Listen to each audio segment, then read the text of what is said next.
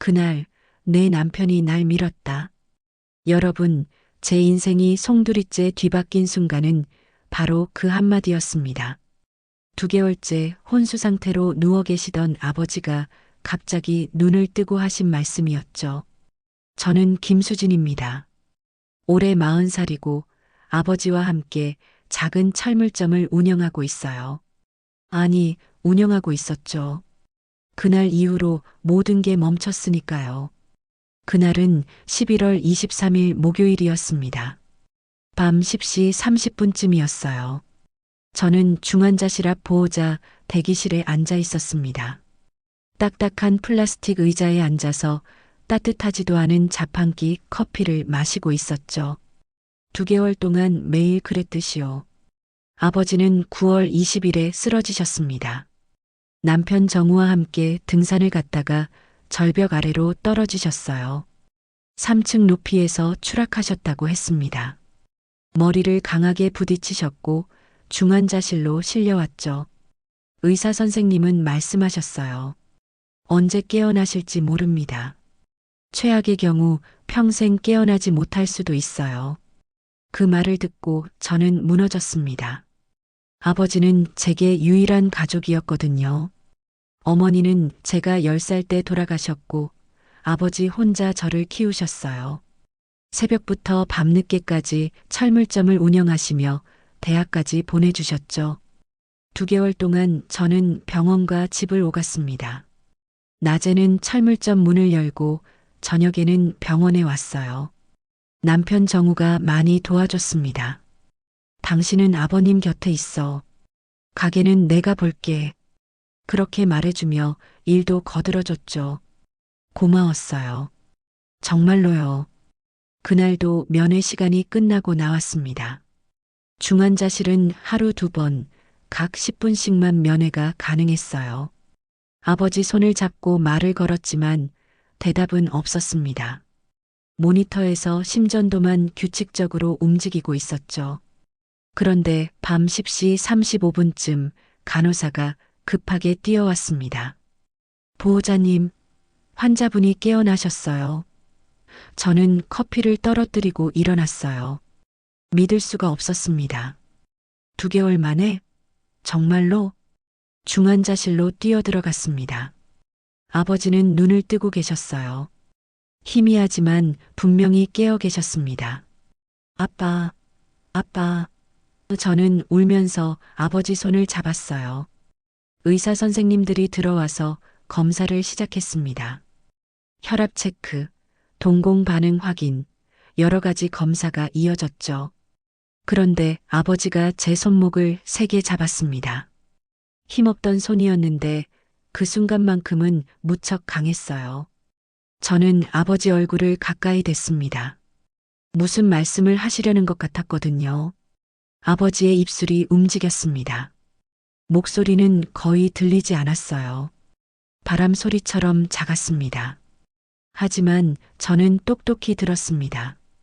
수진아. 그리고 잠시 숨을 고르시더니 다시 말씀하셨어요. 내 남편이 날 밀었어. 제 머릿속이 하얗게 변했습니다. 뭐라고요? 남편이요? 정우가 아빠를. 저는 아버지 손을 더 세게 잡았어요. 아빠, 지금 무슨 말씀이세요? 남편이 아빠를 밀었다고요? 하지만 아버지는 더 이상 말씀하지 못하셨습니다. 눈을 다시 감으셨어요. 의사 선생님이 저를 밀어냈습니다. 보호자님, 잠깐 나가 계세요. 환자 상태가 불안정합니다. 저는 비틀거리며 밖으로 나왔습니다. 복도에서 저는 벽에 기댔습니다. 숨이 제대로 쉬어지지 않았어요. 남편이 아버지를 밀었다고요? 그게 무슨 뜻이죠? 등산 사고는 실수였다고 했잖아요. 정우는 경찰한테도 그렇게 말했어요. 아버님이 발을 헛디디셨어요. 제가 붙잡으려 했는데 미처 손이 닿지 않았습니다. 그날 경찰 조사도 받았습니다. 저도 참석했어요. 정우는 침착하게 설명했습니다. 현장 사진도 봤죠. 절벽 가장자리, 미끄러운 돌, 떨어진 등산화 자국. 모든 게 사고처럼 보였습니다. 경찰도 불운한 사고라고 결론 내렸어요. 저는 그걸 믿었습니다. 의심할 이유가 없었으니까요.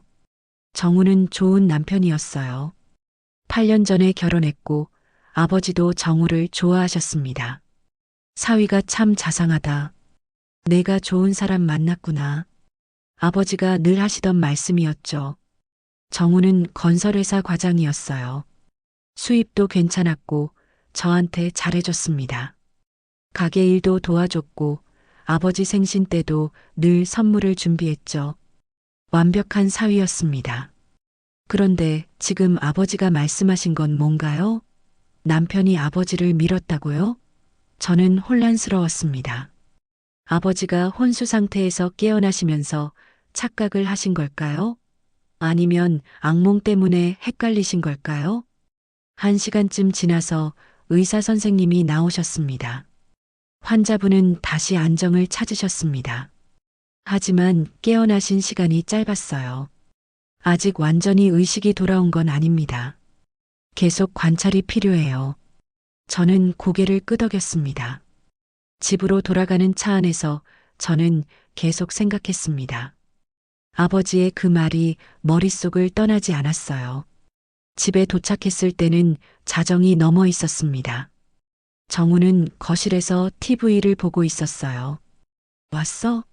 늦게까지 고생 많았어. 정우가 웃으며 말했습니다.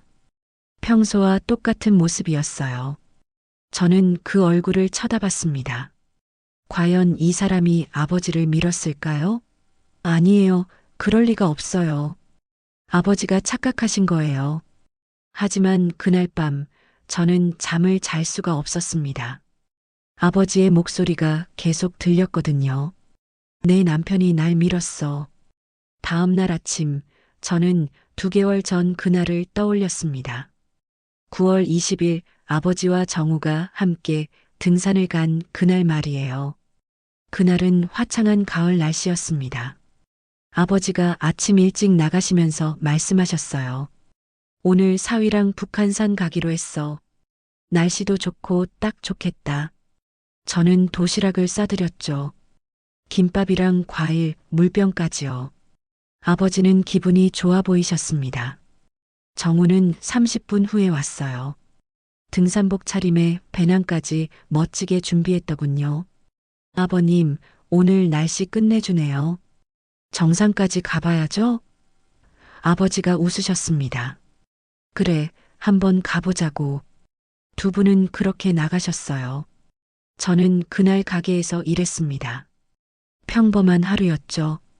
손님들이 오고 가고, 물건을 팔고, 계산하고, 점심때쯤 정우한테서 문자가 왔어요. 아버님이랑 잘 올라가고 있어. 정상 가면 사진 보낼게. 저는 웃으며 답장했습니다. 조심해서 다녀와요. 그런데 오후 3시쯤 전화가 왔습니다. 정우였어요. 목소리가 떨리고 있었습니다. 여보, 큰일 났어. 아버님이 떨어지셨어. 제 손에서 전화기가 떨어질 뻔했어요. 뭐라고요? 어디서? 어떻게? 정우는 급하게 설명했습니다. 하산하는 길에 절벽 구간이 있었대요. 좁은 길이었고 한쪽은 바위, 한쪽은 절벽이었다고요. 아버지가 앞서가고 계셨는데 갑자기 발을 헛디디셨다고 했습니다. 정우가 손을 뻗었지만 닿지 않았대요. 아버지는 그대로 아래로 떨어지셨고요. 저는 정신없이 병원으로 달려갔습니다. 응급실에는 이미 아버지가 실려와 계셨어요. 의사 선생님들이 바쁘게 움직이고 있었고 저는 복도에서 기다려야 했습니다. 정우가 제 옆에 앉았어요. 얼굴이 창백했습니다. 미안해. 내가 더 조심시켰어야 하는데. 수술은 4시간 걸렸습니다. 머리 수술이었어요. 뇌출혈이 심했대요. 수술이 끝나고 의사 선생님이 나오셨습니다.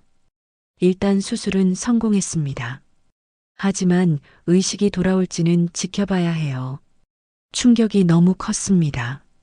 그 말을 듣고 저는 주저앉았습니다. 다음 날 경찰이 왔습니다. 등산 중 사고가 났으면 조사를 해야 한다고 했어요. 저와 정우는 경찰서에 갔습니다. 형사가 정우에게 물었습니다. 정확히 어떻게 된 겁니까? 정우는 침착하게 대답했어요. 저희는 정상을 찍고 하산하는 중이었습니다. 시간이 오후 2시 30분쯤이었어요. 아버님이 제 앞에 계셨고 저는 2미터 정도 뒤에서 따라가고 있었습니다. 그런데 좁은 구간에서 아버님이 갑자기 비틀거리시더라고요. 제가 아버님 조심하세요. 라고 소리쳤는데 그때 이미 아버님이 절벽 쪽으로 넘어가고 계셨어요. 저는 뛰어가서 손을 뻗었지만 닿지 않았습니다. 형사가 물었습니다. 다른 목격자는 없었습니까? 정우가 고개를 저었어요. 그 시간에는 주변에 아무도 없었습니다. 하산 시간이라 사람들이 별로 없었어요. 경찰은 현장 조사도 했습니다. 사진을 찍고 발자국을 확인하고 주변을 둘러봤죠. 며칠 후 결과가 나왔어요. 사고로 판단됩니다. 현장에 미끄러진 흔적이 있고 절벽 가장자리 돌이 헐거워져 있었습니다. 피해자가 발을 헛디뎌서 떨어진 것으로 보입니다. 저는 그 말을 듣고 안도했습니다. 사고였구나. 불운한 사고였구나. 누구를 원망할 수도 없었어요. 다만 아버지가 빨리 깨어나시길 기도할 뿐이었죠. 정우는 그 이후로 더 잘해줬습니다. 매일 병원에 같이 가주었고 가게 일도 도와줬어요. 당신 힘들 텐데 내가 도와줄게. 아버님 곁에 있어. 아버지 간병비도 정우가 많이 부담했습니다. 우리 돈은 어차피 우리 거잖아. 걱정하지 마. 그렇게 말해주는 남편이 고마웠어요. 주변 사람들도 정우를 칭찬했습니다. 사위가 참 효자네. 장인어른 간병까지 챙기고 가게 단골 손님들도 그렇게 말했죠. 저도 그렇게 생각했어요. 제가 정말 좋은 남편을 만났구나. 하지만 지금 돌이켜보면 이상한 점이 있었습니다. 정우는 사고 직후에도 너무 침착했어요. 물론 패닉 상태는 아니었지만 뭔가 준비된 것 같은 느낌이었달까요? 경찰한테 진술할 때도 막힘없이 정확하게 설명했어요. 떨리는 목소리도 금방 가라앉았고요. 그리고 한 가지 더. 병원에서 아버지를 볼 때 정우의 표정이 묘했습니다. 걱정하는 것 같으면서도 어딘가 편안해 보였어요. 제가 오는 동안 정우는 창밖을 보고 있었죠. 그때는 그냥 충격 때문이려니 했습니다. 그런데 지금 아버지의 말씀을 듣고 나니 모든 게 다르게 보였습니다. 혹시 정말로? 아니에요. 그럴 리가 없어요. 정우는 착한 사람이에요. 아버지를 해칠 이유가 없잖아요. 하지만 의심의 씨앗은 이미 뿌려졌습니다. 아버지가 깨어나신 다음 날 저는 평소처럼 출근 준비를 하는 정우를 봤습니다. 넥타이를 매고 가방을 챙기고 현관문을 나서는 모습, 8년 동안 봐온 일상적인 모습이었어요. 하지만 그날은 달랐습니다. 그 뒷모습이 낯설게 느껴졌어요. 잘 다녀와. 저는 평소처럼 인사했습니다. 정우가 돌아보며 웃었어요. 응, 저녁에 일찍 올게. 오늘 아버님 병원 같이 가자. 문이 닫혔습니다.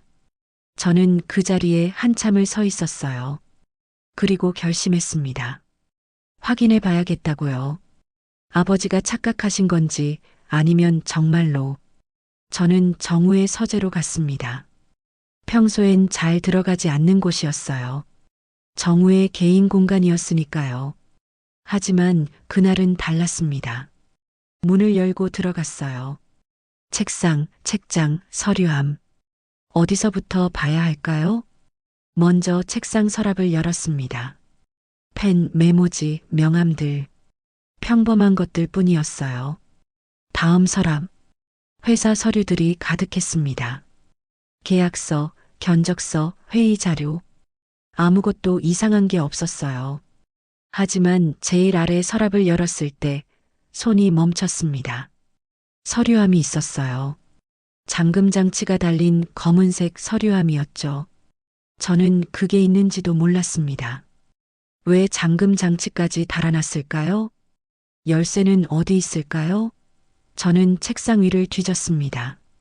그리고 펜꽂이 밑에서 작은 열쇠를 발견했어요. 떨리는 손으로 서류함 자물쇠에 넣었습니다. 딸깍 열렸어요. 서류함 안에는 여러 서류가 있었습니다. 첫 번째 서류를 꺼냈어요. 생명보험 증서였습니다. 저는 천천히 내용을 읽어 내려갔죠.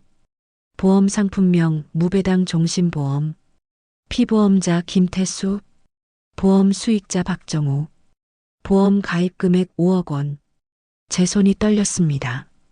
5억? 아버지 명의로? 수익자는 정우? 저는 계속 읽었어요. 가입일자 2023년 9월 13일. 9월 13일. 저는 계산기를 꺼냈습니다. 아버지가 떨어지신 날이 9월 20일이니까 딱 일주일 전이었어요.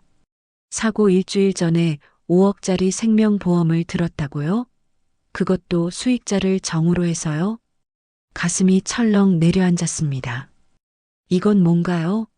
왜 제가 모르게 이런 보험을 들었을까요? 그리고 왜 수익자가 저나 아버지가 아니라 정우일까요? 저는 다음 서류를 꺼냈습니다. 보험 약관이었어요. 밑줄이 쳐진 부분이 있었습니다. 사망 시 보험금 지급, 단 가입 후 2년 이내 자살의 경우 제외. 그리고 손으로 쓴 메모가 있었어요. 사고사는 해당 없음. 제 등골이 오싹해졌습니다. 이게 무슨 뜻인가요? 왜 이런 메모를 해놨을까요? 그때 핸드폰이 울렸습니다. 문자 알림이었어요. 은행 앱에서 온 알림이었죠. 저희는 부부 통장을 쓰고 있었거든요. 급여가 들어오는 통장이었어요. 저는 습관적으로 알림을 열었습니다. 계좌 이체 완료 300만 원. 받는 사람 장하늘. 장하늘? 누구죠? 저는 급히 은행 앱을 열었습니다. 거래 내역을 확인했어요. 300만 원이 오늘 아침 8시에 이체됐더군요. 받는 사람은 장하늘. 처음 보는 이름이었습니다. 저는 스크롤을 내렸습니다. 지난 거래 내역을 봤어요. 그리고 충격을 받았습니다. 장하늘이라는 이름으로 된 이체 내역이 여러 개 있었어요. 8월 15일 500만 원, 8월 30일 200만 원, 9월 5일 300만 원, 9월 18일 1000만 원, 9월 18일. 그날은 아버지가 떨어지기 이틀 전이었습니다. 1000만 원이나 보냈다고요? 도대체 누구한테요? 저는 더 뒤로 올라가 봤습니다. 7월부터 거의 매달 이 사람한테 돈을 보내고 있었어요. 적게는 100만 원, 많게는 1000만 원. 합계가 얼마일까요? 저는 계산했습니다. 대충 3천만 원이 넘었어요. 3천만 원. 우리 집 3개월치 생활비보다 많은 돈이었습니다. 왜 이런 돈을 보냈을까요? 제가 모르게요? 저는 인터넷에 장하늘을 검색했습니다. 하지만 나오는 게 없었어요. 너무 흔한 이름이었죠. SNS도 찾아봤습니다. 페이스북, 인스타그램. 하지만 특정할 수 없었어요. 그때 문득 생각났습니다. 정우의 휴대폰이요. 평소에 정우는 휴대폰을 항상 들고 다녔어요. 절대 놔두고 가지 않았죠. 하지만 오늘 아침 출근하면서 회사 폰만 챙겨갔던 것 같았어요. 저는 집안을 뒤졌습니다. 거실, 침실, 화장실, 그리고 침대 옆 서랍에서 찾았어요. 정우의 개인 휴대폰이었습니다. 평소엔 안 쓰던 예비폰이었죠. 화면을 켰습니다. 잠금 장치가 걸려 있었어요. 비밀번호는 뭘까요? 저는 정우 생일을 눌렀습니다. 틀렸어요. 제 생일? 아니었어요. 결혼기념일? 그것도 아니었습니다. 그런데 문득 생각났습니다. 정우가 좋아하던 숫자, 차 번호 뒷자리였던 7823. 눌러봤어요. 딸깍 열렸습니다. 카카오톡을 열었습니다. 대화 목록이 몇 개 없었어요. 그리고 제일 위에 있는 이름, 하늘. 저는 숨을 참고 대화방을 열었습니다. 오늘도 보고 싶어. 나도. 빨리 보고 싶다. 이번 주 토요일에 만날까? 그래. 그때까지 기다릴게. 제 손이 떨렸습니다. 더 위로 올라가 봤어요. 돈 받았어. 고마워. 괜찮아. 조금만 더 기다려. 곧 다 정리될 거야. 정말? 그 노인 문제는? 걱정 마. 내가 알아서 할게. 그 노인? 아버지를 말하는 건가요? 저는 계속 스크롤을 올렸습니다. 9월 20일이야. 그날 끝난다. 조심해. 들키면 안 돼. 걱정 마. 완벽하게 할게. 9월 20일. 아버지가 떨어진 날이었습니다. 저는 그 자리에 주저앉았습니다. 그날 저녁, 저는 아무렇지 않은 척 저녁을 차렸습니다. 된장찌개와 고등어 구이. 정우가 좋아하는 메뉴였어요. 정우는 평소처럼 식탁에 앉았습니다. 오늘 아버님 병원 못 갔네. 미안해. 회의가 길어져서. 괜찮아요. 저 혼자 다녀왔어요. 저는 태연하게 대답했습니다. 하지만 속으로는 정우의 얼굴을 관찰하고 있었어요. 이 사람이 정말 아버지를 밀었을까?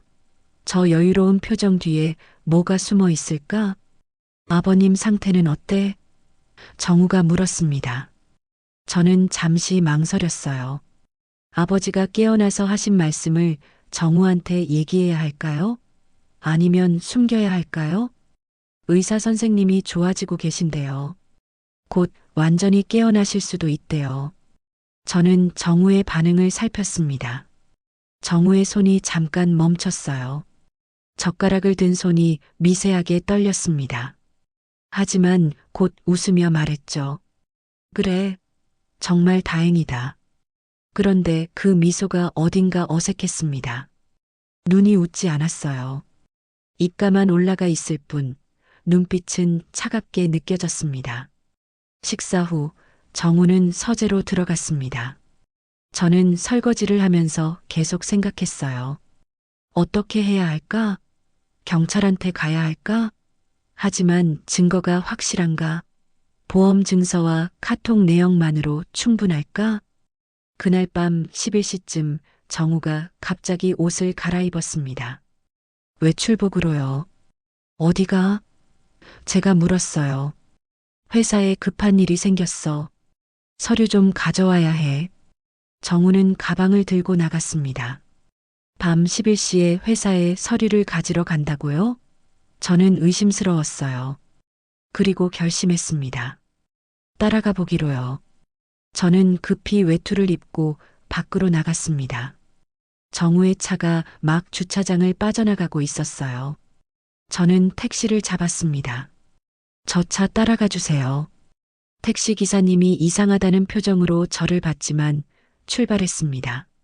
정우의 차는 회사 방향이 아니었어요.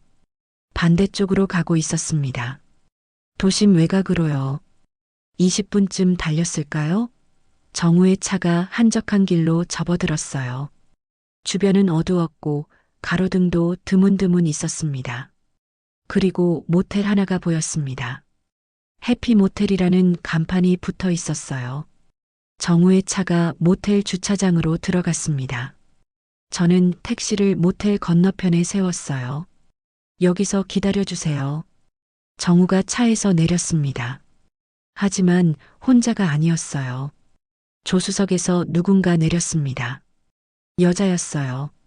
긴 머리에 날씬한 몸매. 제보다 한 10년은 어려 보였습니다.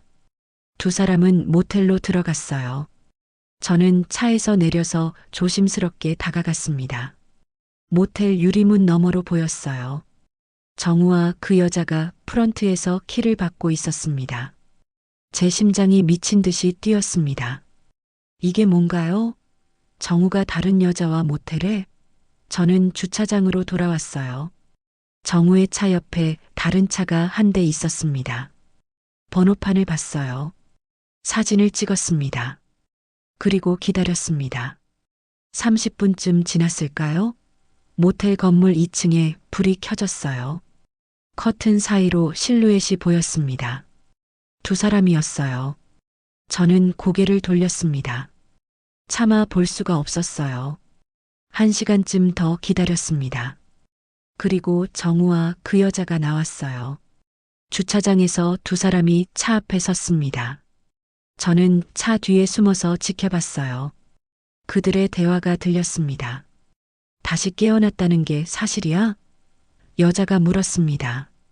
응. 어젯밤에 잠깐 눈을 떴대. 정우가 대답했어요. 그럼 어떡해? 혹시 기억하는 거 아냐? 여자의 목소리가 불안해 보였습니다. 정우가 웃었어요. 차갑게요. 괜찮아. 설사 기억한다 해도 증거가 없어. 그리고 정우가 잠시 멈췄다가 말했습니다.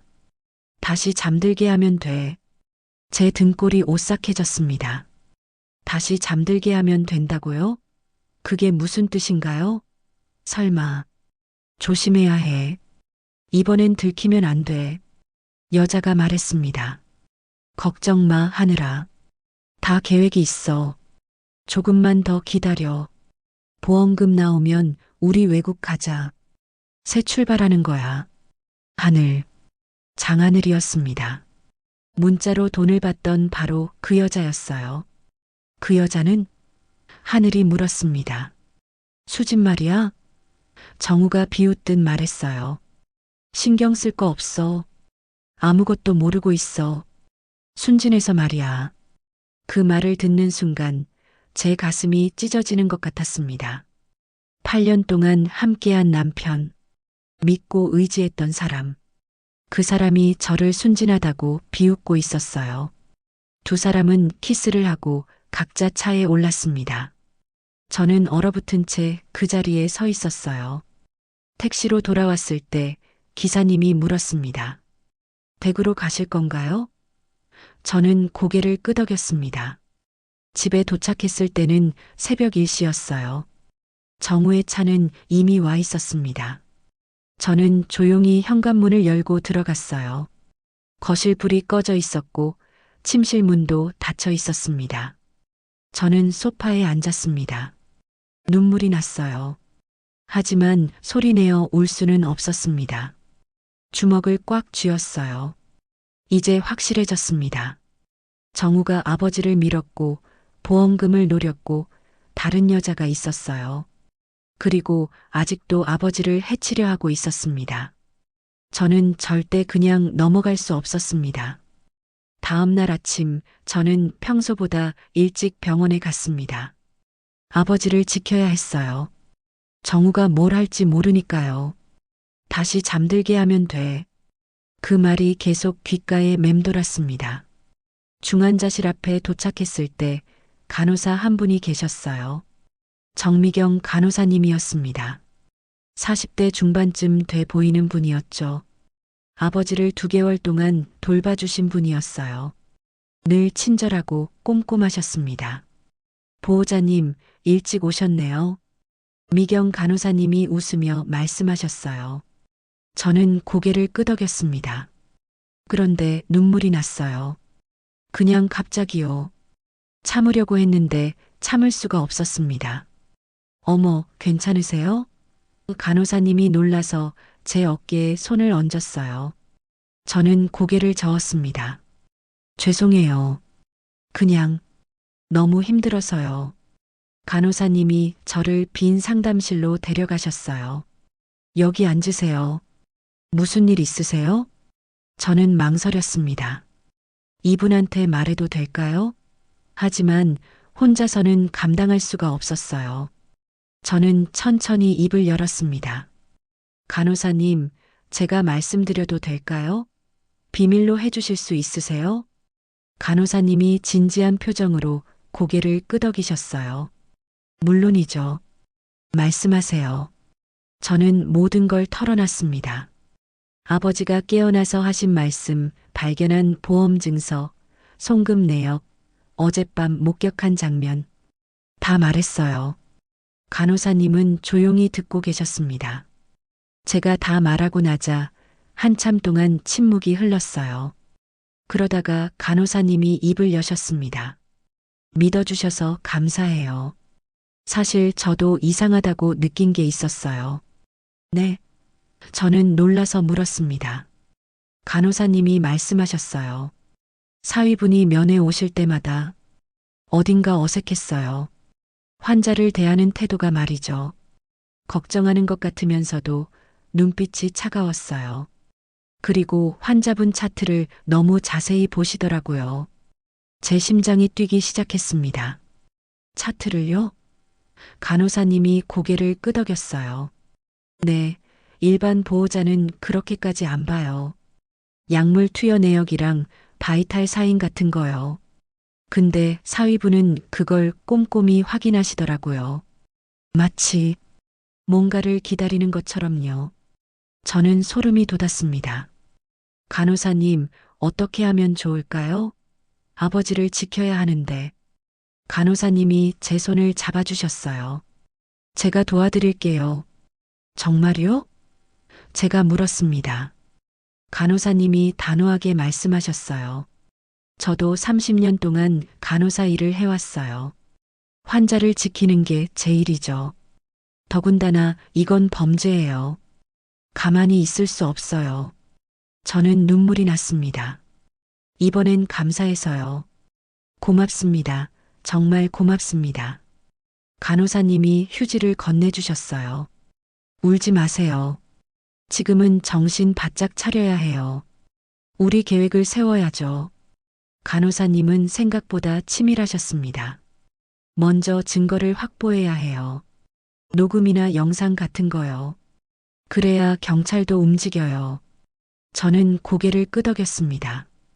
어떻게 하면 될까요? 병실에 소형 녹음기를 설치할 수 있어요. 제가 알아서 할게요. 그리고 CCTV도 확인해야죠. 복도 CCTV는 제가 접근할 수 있어요. 간호사님이 말씀하셨습니다. 저는 놀랐어요. 그게 가능해요? 제가 수간호사거든요. 권한이 있어요. 물론 불법은 아니에요. 환자 안전을 위한 조치니까요. 간호사님이 웃으셨습니다. 하지만 그 웃음 뒤에는 강인함이 있었어요. 그날 오후 간호사님이 작은 녹음기 2개를 가져오셨습니다. 손가락만 한 크기였어요. 이거 침대 밑에 하나, 의료기기 뒤에 하나 숨겨놓을게요. 음성 감지 기능이 있어서 소리 나면 자동으로 녹음돼요. 저는 면회 시간에 병실로 들어갔습니다. 아버지는 여전히 눈을 감고 계셨어요. 하지만 숨소리가 규칙적이었고 모니터 수치도 안정적이었습니다. 저는 아버지 손을 잡았어요. 아빠, 제가 지킬게요. 걱정 마세요. 그때 아버지의 손가락이 움직였습니다. 미세하게요. 저는 깜짝 놀랐어요. 아빠, 들리세요? 아버지의 손가락이 다시 움직였습니다. 제 손바닥 위에서 뭔가를 쓰는 것 같았어요. 천천히 선을 그으시는 게 느껴졌습니다. 지읒, 그 다음 오 그리고 시온 마지막으로 이 그리고 미음. 조심. 아버지가 손가락으로 조심이라고 쓰신 거예요. 눈물이 났습니다. 네, 아빠. 조심할게요. 아빠도 조심하세요. 아버지의 손가락이 한 번 더 제 손을 톡 쳤습니다. 알았다는 신호 같았어요. 저녁 무렵 정우한테서 전화가 왔습니다. 여보, 오늘 회식이야. 늦을 것 같아. 저는 태연하게 대답했어요. 그래요. 조심해서 다녀와요. 하지만 속으로는 알고 있었습니다. 회식이 아니라 장하늘을 만나러 가는 거겠죠. 밤 9시쯤 간호사님이 찾아오셨습니다. 녹음기 설치 완료했어요. 그리고 이거 보세요. 간호사님이 태블릿을 보여주셨어요. CCTV 화면이었습니다. 이게 복도 CCTV예요. 실시간으로 볼 수 있어요.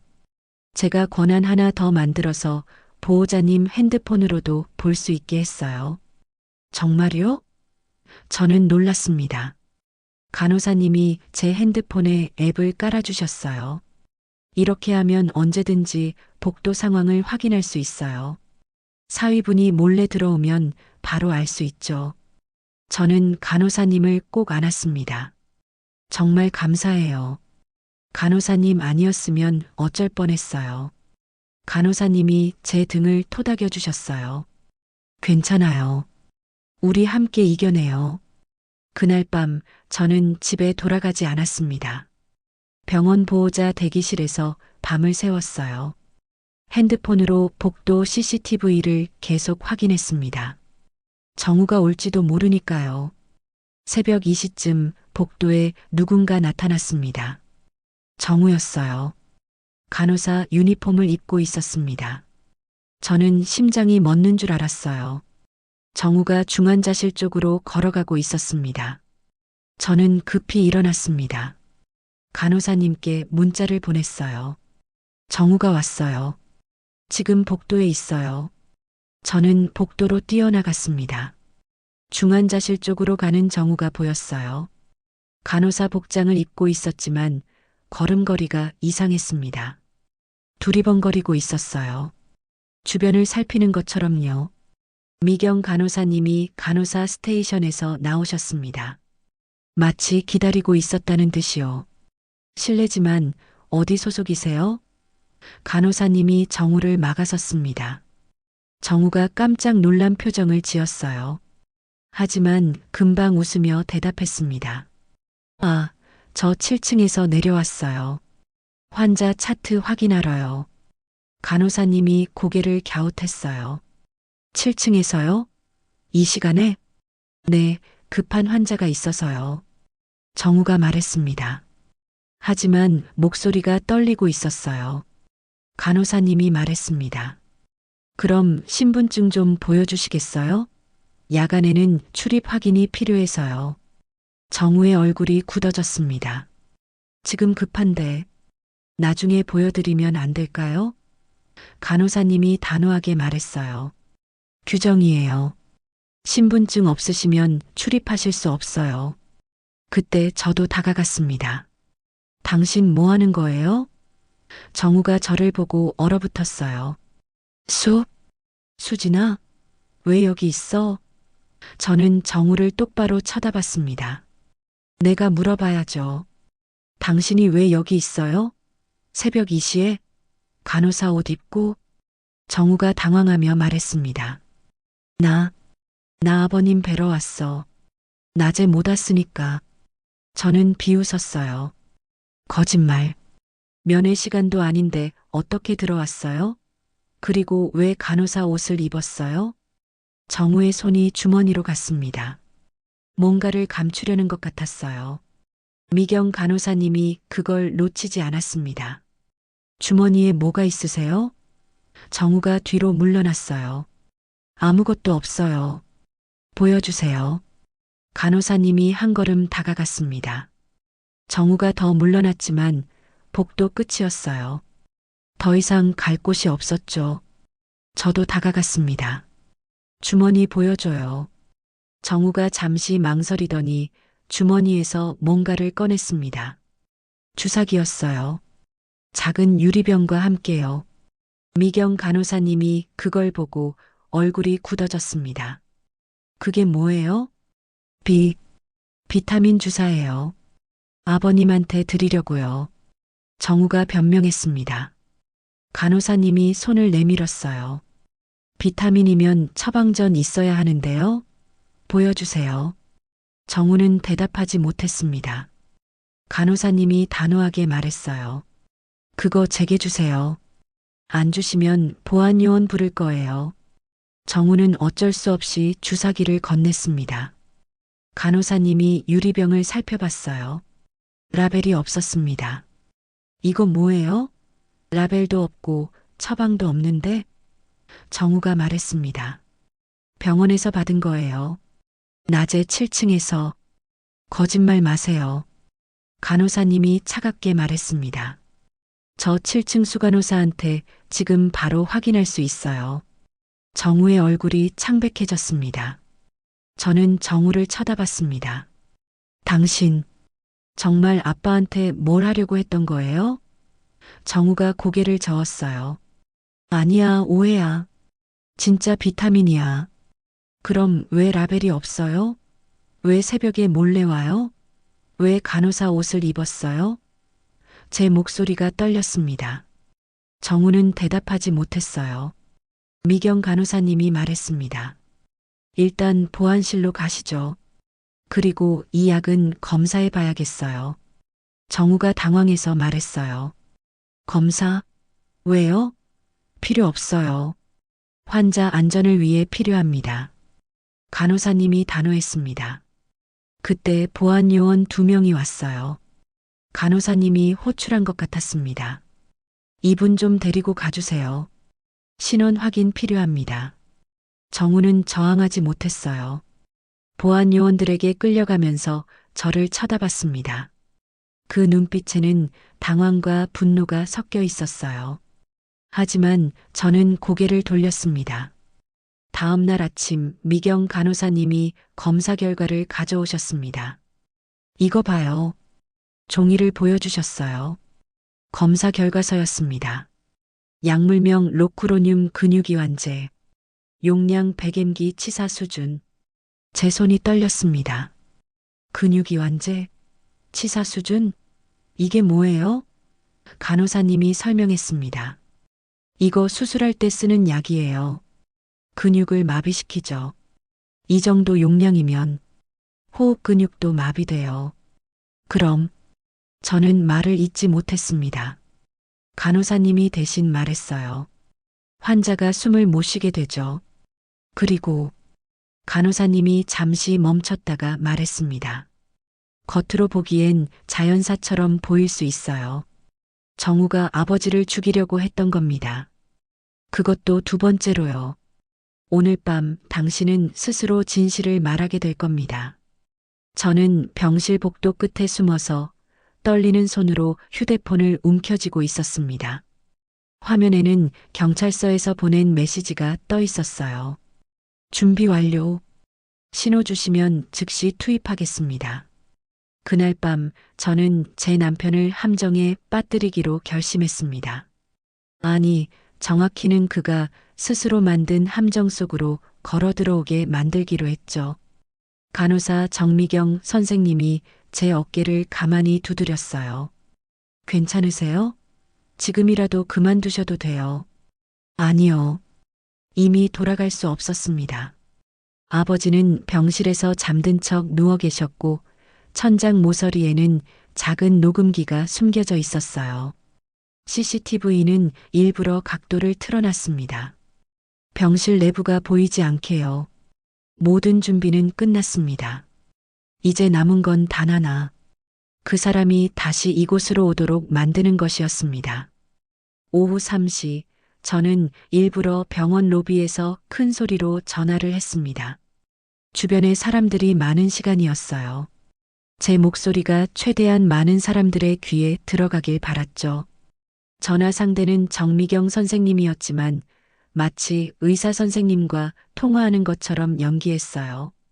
네, 정말요?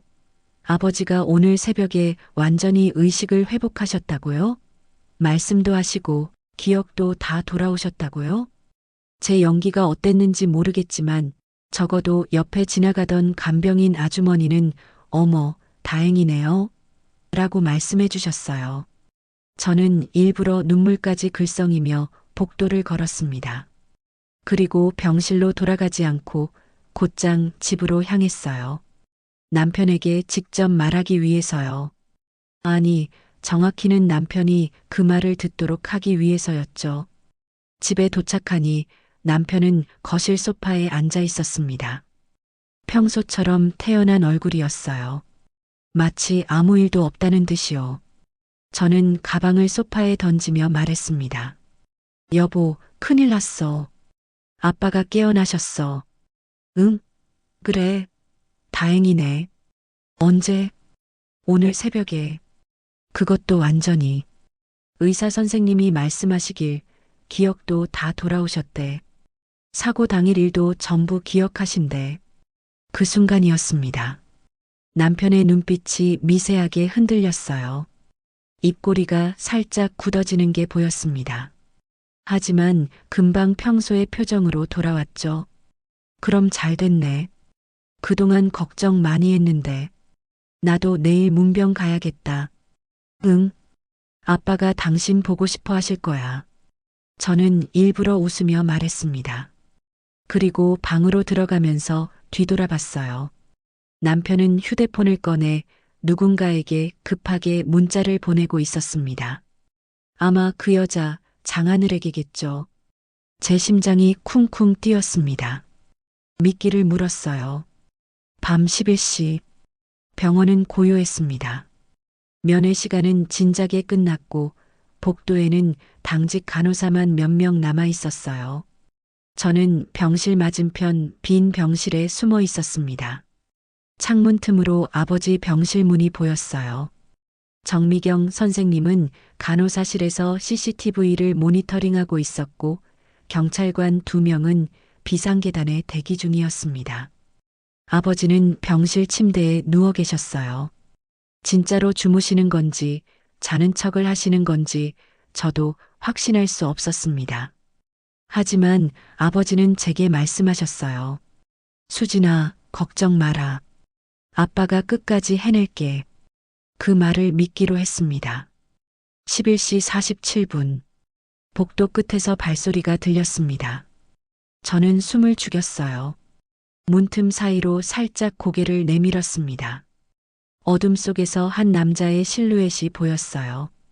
후드티를 입고 마스크를 쓴 채로요. 하지만 저는 알 수 있었습니다. 그 걸음걸이, 그 체구, 제 남편이었어요.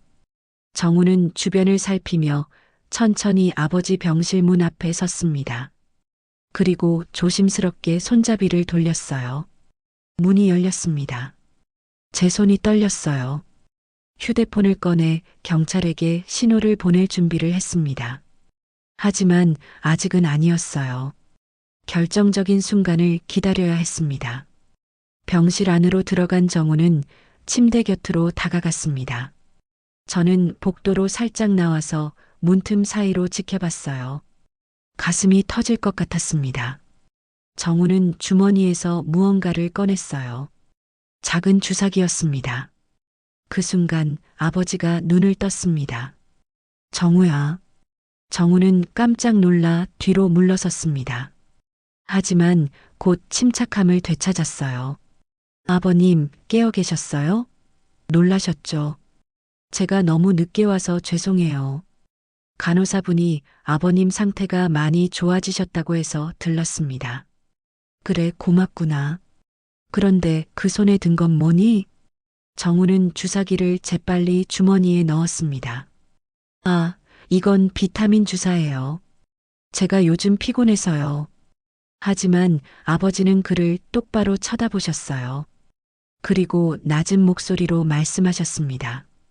정우야, 그날 일 기억나니? 무슨 말씀이세요, 아버님?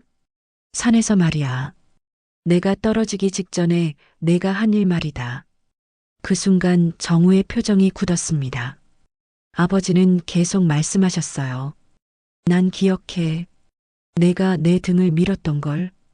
그때 내 손의 감촉, 내 눈빛, 전부 다 기억한다. 정우는 한동안 아무 말도 하지 않았습니다. 그러다가 천천히 입을 열었어요. 그 목소리는 제가 지금껏 들어본 적 없는 차갑고 낮은 음성이었습니다. 그래서요? 아버님이 기억하신다고 해서 뭐가 달라지는데요? 정우야, 왜 그랬니? 내가 너한테 뭘 잘못했니? 잘못? 하웃기시네. 아버님은 아무것도 모르시잖아요. 그 보험금 얼마인지 아세요? 5억이에요. 5억. 저 지금 사업 자금 때문에 목 졸리는 거 아세요? 그런데 아버님은 그냥 멀쩡하게 살아 계시잖아요. 70살까지 살았으면 됐잖아요. 저는 문 밖에서 온몸이 얼어붙는 걸 느꼈습니다. 아버지는 침착하게 말씀하셨어요. 그래서 날 죽이려 했구나. 돈 때문에 죽이려 했다고요? 아, 지금도 그렇게 생각하세요? 이건 사고였어요, 사고. 아버님이 발을 헛디뎠을 뿐이에요. 경찰도 그렇게 결론 냈잖아요. 그럼 오늘 밤엔 왜 왔니? 그 주사기는 뭐고? 그 순간 정우는 웃었습니다. 소름 끼치는 웃음이었어요. 아버님, 제가 실수를 했어요. 그날 아버님을 확실하게 보내지 못한 게 실수였죠. 그런데 하늘이 기회를 또 주셨네요. 아버님이 혼수 상태라는 거 얼마나 다행인지 아세요? 이번엔 실수 안 합니다. 저는 더 이상 참을 수 없었습니다. 문을 박차고 들어갔어요. 당신 정말 그랬던 거야? 정우는 제 얼굴을 보고 순간 당황했습니다. 하지만 금방 표정을 바꿨어요. 수진아, 오해야. 아버님이 지금 착각하고 계셔. 착각? 내가 다 들었어. 당신이 한 말 전부. 그때 복도에서 경찰관 2명이 뛰어들어왔습니다. 정우는 도망치려 했지만 경찰이 그를 붙잡았어요. 박정우 씨 살인미수 및 재살인 시도 혐의로 체포합니다. 묵비권을 행사할 수 있습니다. 정우는 제 얼굴을 보며 소리쳤습니다. 수진아, 이건 함정이었어? 너 날 팔았어? 저는 떨리는 목소리로 대답했습니다. 아니, 당신이 스스로 무너진 거야. 정미경 선생님이 천장에 숨겨뒀던 녹음기를 내려왔어요. 빨간 불이 깜빡이고 있었습니다. 모든 대화가 녹음되어 있었어요. 정우가 경찰차에 실려나가는 걸 지켜보며 저는 그제야 주저앉았습니다. 다리에 힘이 풀렸어요. 아버지가 휠체어를 타고 제 곁으로 오셨습니다. 그리고 제 손을 잡으셨어요. 수고했다, 딸아. 저는 울음을 터뜨렸습니다. 그동안 참았던 모든 감정이 한꺼번에 쏟아져 나왔어요. 분노, 배신감, 슬픔, 안도감. 모든 게 뒤섞여서 눈물이 되어 흘러내렸습니다. 정미경 선생님이 제 어깨를 토닥이며 말했어요. 잘하셨어요. 정말 용감하셨어요. 그날 밤 저는 깨달았습니다. 진실은 결국 드러난다는 걸. 그리고 때로는 사랑하는 사람을 지키기 위해 우리가 싸워야 한다는 걸요. 설령 그 상대가 내가 사랑했던 사람일지라도 말입니다. 6개월이 흘렀습니다. 아버지는 완전히 회복하셨어요. 지팡이를 짚고 계시긴 하지만 예전처럼 가게 앞에서 손님들을 맞이하고 계십니다. 작은 철물점이었지만 동네 사람들에겐 없어서는 안 될 곳이었죠. 아버지가 돌아오신 후로 가게는 더욱 활기를 띠었어요. 어느 날 오후 단골 할머니 한 분이 물으셨습니다. 사위분은 요즘 어떻게 지내세요? 한동안 안 보이시던데. 아버지는 잔잔히 웃으셨습니다. 세상은 결국 진실 쪽으로 기울게 돼 있지요. 할머니는 더 이상 묻지 않으셨어요. 동네에선 이미 다들 알고 계셨으니까요. 재판은 1심에서 징역 8년이 선고됐습니다. 검찰은 항소했지만 저는 더 이상 법정에 가지 않기로 했어요. 이미 끝난 일이었으니까요. 저는 요즘 아버지 가게를 돕고 있습니다. 이혼 절차도 끝났고 새로운 시작을 준비 중이에요. 처음엔 두려웠습니다. 혼자서 살아갈 수 있을까? 다시 누군가를 믿을 수 있을까? 하지만 아버지가 말씀하셨어요. 수진아, 넘어졌으면 다시 일어서면 되는 거다. 우린 아직 살아있잖니. 맞는 말씀이었습니다. 우린 살아있었어요. 그것만으로도 충분했습니다. 어느 날 저녁 가게 문을 닫고 집으로 돌아가는 길이었어요. 아버지가 제 어깨에 손을 올리시며 말씀하셨습니다. 고맙다, 딸아. 내가 포기하지 않아줘서. 저는 고개를 저었습니다. 아니에요, 아빠. 제가 더 고마워요. 아빠가 포기하지 않으셨으니까요. 사람의 진심은 언젠가 드러난단다. 늦더라도 말이야. 그날 밤 하늘엔 별이 많았습니다. 저는 오랜만에 평온함을 느꼈어요. 모든 게 끝났고 우린 여전히 함께였습니다. 간혹 정미경 선생님이 가게에 들르곤 하세요. 과일 바구니를 들고 오셔서는 아버지 건강을 확인하시죠. 그분이 없었다면 이 모든 게 불가능했을 겁니다. 세상엔 여전히 좋은 사람들이 있다는 걸 저는 그분을 통해 배웠습니다. 이 이야기를 하는 이유는 단 하나입니다. 진실은 반드시 밝혀진다는 것. 그리고 포기하지 않으면 정의는 결국 승리한다는 것. 설령 그 과정이 고통스럽고 외로울지라도 끝까지 싸워야 한다는 것을요. 지금 이 글을 읽고 계신 분들 중에 혹시 비슷한 상황에 놓여 계신 분이 있다면 말씀드리고 싶어요. 포기하지 마세요. 당신은 혼자가 아닙니다. 아버지는 요즘 가게 앞 화단에 꽃을 심으셨어요. 봄이 오면 예쁘게 피어날 거라고 하시면서요. 저는 그 모습을 보며 생각했습니다. 우리의 봄도 곧 올 거라고. 지금까지 이야기를 들어주셔서 정말 감사합니다. 여러분의 작은 관심과 응원이 제겐 큰 힘이 됩니다. 구독과 좋아요, 그리고 따뜻한 댓글은 더 많은 이야기로 보답할 수 있는 원동력이 됩니다. 다음 이야기에서 다시 찾아뵙겠습니다.